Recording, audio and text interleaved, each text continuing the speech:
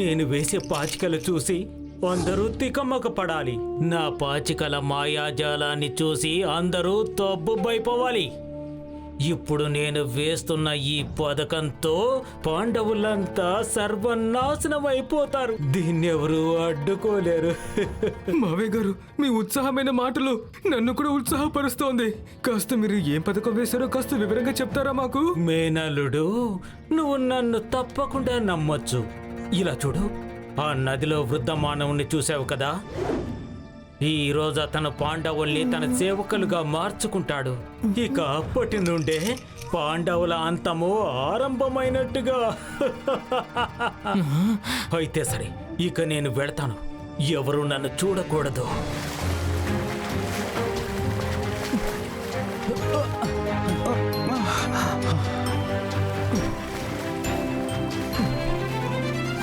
బాలకులారా, దయచేసి మీరు ఇంకొక చోటుకి వెళ్ళిపోండి. ఇక్కడ నేను స్నానం చేస్తున్నాను అన్నట్టు మీరెవరూ చెప్పనేలేదు. మేము ద్రోణాచార్య గురువు శిష్యులం పాండవులం. మేమందరం ఇచ్చటే ప్రతిరోజు స్నానమాచరిస్తాం. ఏమిటి, పాండవులా? అంటే మీరు హస్తినాపుర యువరాజులా? నేను ఇంతవరకు మిమ్మల్ని వినడం తప్ప ఎప్పుడు చూడలేదు. ఈ రోజు నా సమయం బాగుంది, ఎందుకంటే ఈ రోజు నేను మీ అందరినీ కలుసుకోగలిగాను. నా జీవితం ధన్యమైపోయింది.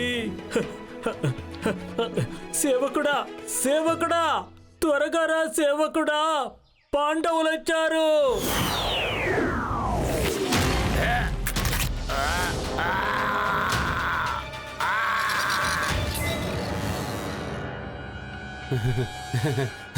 జీ స్వామి గారు, ఈ రాక్షసుడే ఆయన సేవకుడా?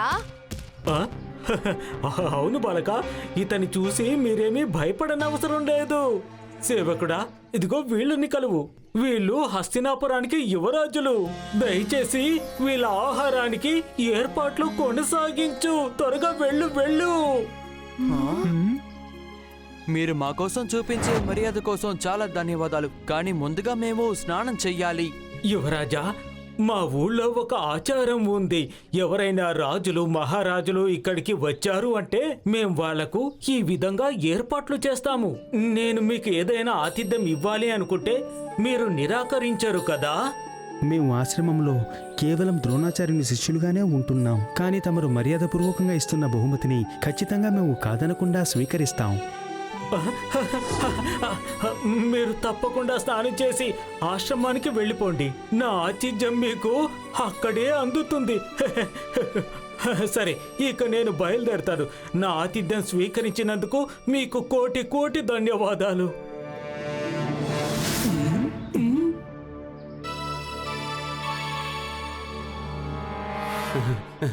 మా స్వామి నన్నే మీకు బహుమతిగా పంపించారు. స్వామి గారు, ఇవాళ నుంచి మీ 5గురే నా స్వాములు మీరే.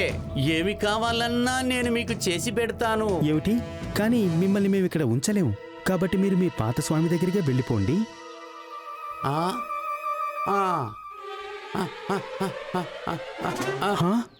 వెళ్ళలేరు మీరు. ఆయన ఎక్కడికి వెళ్ళారో నాకు తెలియదు. అయితే మీరు నా గురించి బాధపడవలసిన అవసరమే లేదు. నేను చెట్టు మీదే ఉంటాను, దాంట్లో వచ్చే పళ్ళనే తింటాను. మీరు ఏ పని చెప్పినా ఒక్క క్షణంలో చేస్తాను. సరే సేవకుడా, నాకు భోజనం తీసుకురా, చాలా ఆకలిగా ఉంది. మీ ఇష్టం స్వామి. ఏదో పెద్ద సమస్య రాబోతుందని నాకు అనిపిస్తోంది. మనం ఎప్పటికైనా చాలా జాగ్రత్తగా ఉండాలి. రుచికరమైన భోజనం తయారు చేసుకొచ్చాను, తీసుకోండి స్వామి. నువ్వు ఎలాగ అంతట్లో ఎంత భోజనం తయారు చేసావు? భోజనం మాత్రం బాలేదంటే నేను తినను. భీమ్, నువ్వు వంటగదిలోకి ఎవరిని పంపించావు? వీడు వంటగదిలో ఏ మాయ చేశాడో అర్థం కావడం లేదు. వంట మొత్తం ఒకే క్షణంలో సిద్ధమైపోయింది అనుకో. ఇతని మాయల వల్ల నాకు ఉన్న పని కాస్త ఊడిపోయేలా ఉంది, చూసుకో. స్వామి, మీరు వాడి మాటలు ఏమీ వినవద్దు. మీరు వెంటనే భోజనం చెయ్యండి. మీరు భోజనం చేసే వరకు నాకు వేరే పని ఏదైనా అప్పచెప్పండి.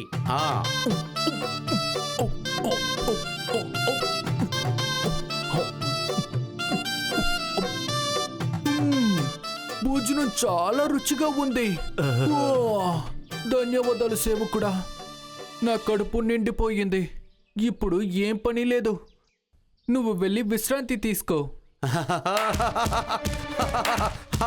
నాకు వేరే పని లేదు. సంతోషం. ఏం చేస్తున్నావు సేవకుడా? నేను నా భోజనాన్ని శుభ్రం చేసుకునే తింటాను. ఈ విషయాన్ని ఆ ఋషి నీకు చెప్పలేదనుకుంటా కదా. మీరు పని నాకు ఇవ్వటం మానేశారంటే మిమ్మల్ని ఒక్కరిగా నేనే తినేస్తాను కదా. తెలియదా?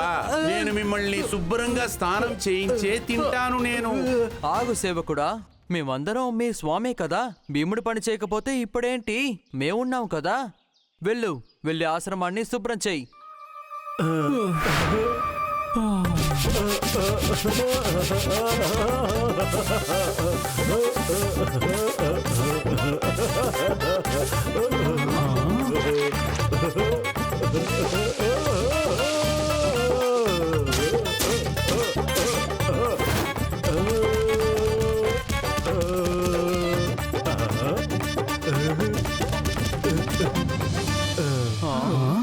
ఆశ్రమాన్ని శుభ్రం చేసేశాను. బట్టలన్నీ ఉతికేశాను. ఇక తర్వాత కార్యక్రమం. ఏం పని చెప్పాలి నకులా? అన్ని పనులు ముగించేశాడుగా. అన్ని పనులు అయిపోయినాయా? మీకు మీ ఇద్దరిని శుభ్రంగా స్నానం చేయిస్తాను కదా నేను.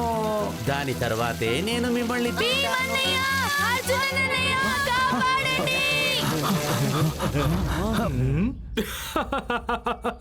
మీరు బాగా ఇరుక్కున్నారా? రోజు మనల్ని ఎక్కిరించే వీళ్ళు ఇప్పుడు వాళ్ళే ఎక్కిరించే చేతుల్లో పడ్డారన్నమాట.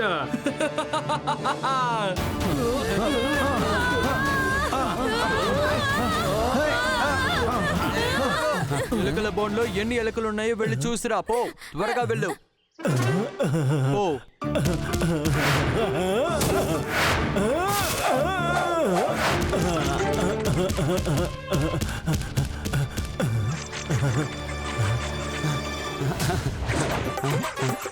లెక్క పెడతాను, లెక్క పెట్టేస్తాను. ఇంకా పని ఇవ్వండి. ఇవ్వండి పని, ఇవ్వండి. అయ్యో అయ్యో కొరుకుతున్నాయే. అయ్యో బాగా కొరుకుతున్నాయే. అయ్యో తినేసేటట్టున్నాయి. అయ్యో కొరుకుతున్నాయే. ఒకటిగా ఎక్కుతుంది పైకి. కొరుకుతుంది. ఎమట పడుతున్నాయే. వేరే ఏదైనా పని ఇవ్వండి స్వామి. ఈ పని నేను చెయ్యలేను స్వామి. అయ్యో ఎలికే, ఇది నన్ను కొరికేస్తుంది. ఇంకా పనులు కావాలి అంటే నువ్వు నదిలోకి వెళ్ళి ఎన్ని చేపలు ఉన్నాయో అని లెక్క పెట్టుకోనిరా.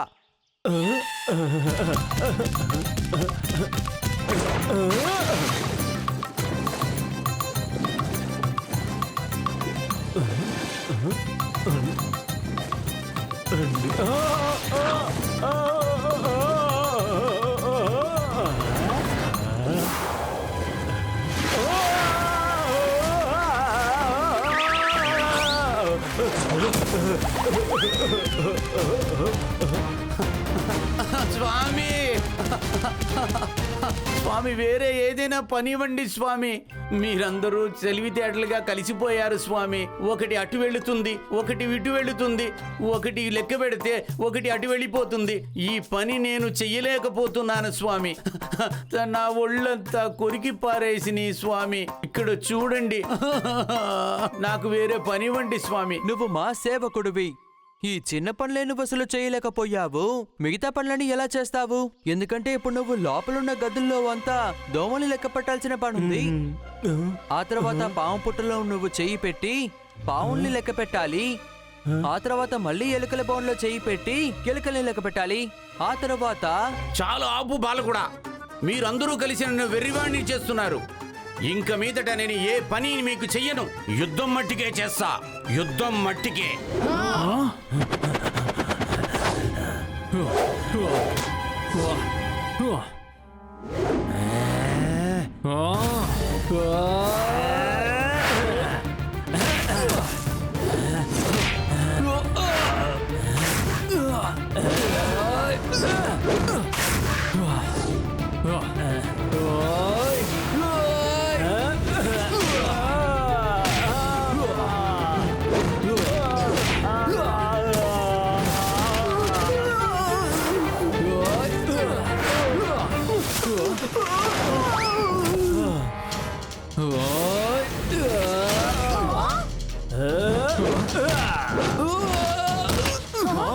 ఓం బూం ప్రేమ్.